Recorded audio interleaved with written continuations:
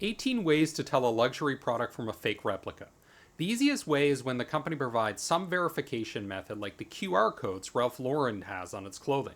If you scan these, it'll bring you to a web page for that specific item that says authenticated. A fake might have a QR code, but it'll just bring you to the company website and not authenticate that specific product. One of the most reliable ways to test authenticity is by studying the materials used. Luxury brands often use natural materials like cashmere, wool, linen, cotton, silk, full grain leather, metal, and mother of pearl buttons. The list of materials might be lying to you, so you have to feel it and you can run tests. For example, burning cashmere will smell like burnt hair. You can also do water tests. Natural materials tend to absorb water, whereas synthetic materials repel it. Luxury products are also sometimes made with semi-synthetic materials like lyocell or viscose. Sometimes they use a small percentage of elastane that gets added to a natural material like cotton. Fakes tend to be made from synthetic materials like polyester and fake leather, even when they claim to be made from cashmere or silk. Note, some luxury brands use synthetic material, most notably Prada's nylon bags, polyester-nylon sportswear, and Rimowa's polycarbonate luggage. You also want to look at the quality of the materials. A fake might be made out of 100% cotton, but the cotton may be a bit rough and pill easily. Luxurious cotton is often mercerized, so it feels a bit smooth and has a slight shine to it. Sea Island cotton can feel almost as soft as cashmere, and Supima cotton can feel quite smooth. Sometimes people rely on the thickness of the materials, but in my experience, a lot of luxury brands use really thin materials. For example, Tom Ford, Ralph Lauren Purple Label, and made in England brands like Sunspell are often quite thin. Other luxury brands like Canada Goose tend to be thick. Look at the spacing of brand design elements. I have a fake Rimowa iPhone case that looks and feels authentic, but if you look closely, you can see the grooves aren't the same distance from the edge as on the real one. One easy way to compare is to look at the real item on the company website and hold your product up to it. But be careful, as sometimes the packaging on the website is outdated. I made this mistake once when trying to authenticate the Ralph Lauren Purple Label perfume. The packaging on the website uses an outdated font that wasn't consistent with the physical product. The tag. Sometimes fakes are made by cutting off generic tags and adding branded tags. You might notice little remnants of old white tags. For example, I had a fake Keaton shirt with a little white tag still embedded in the stitching. Sometimes the tags use sloppy stitching or printing. I see fraying, for example, on my fake polo shirt, and one corner of the tag isn't cut at 90 degrees, so it's a bit messy. Do the tags that list the materials look solid and well stitched?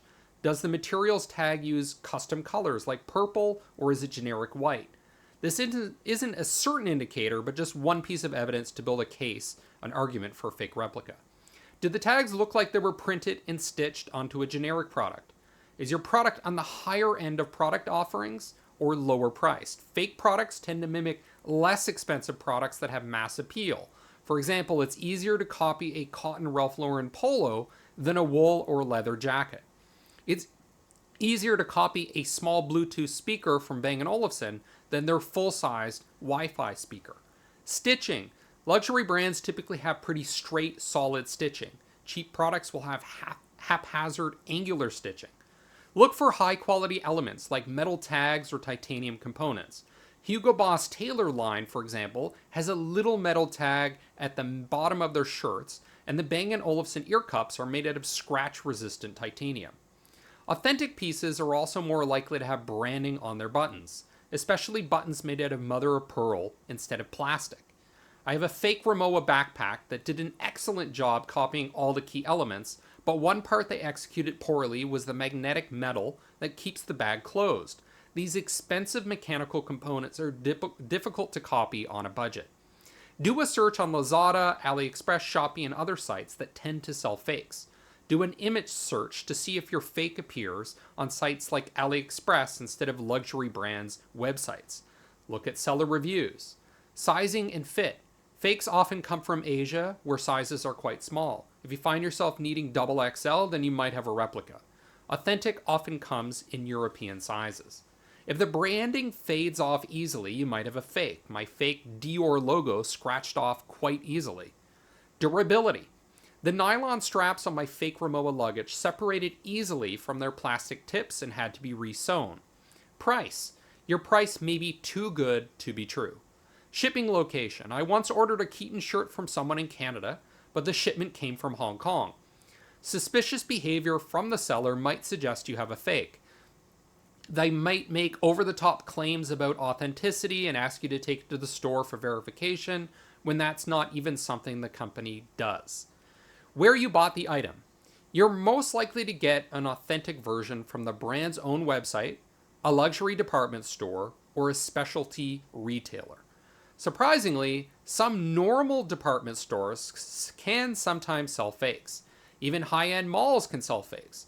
All the polo stores in Indonesian malls, for example, are actually fake because the fake polo company won the legal battle against Ralph Lauren.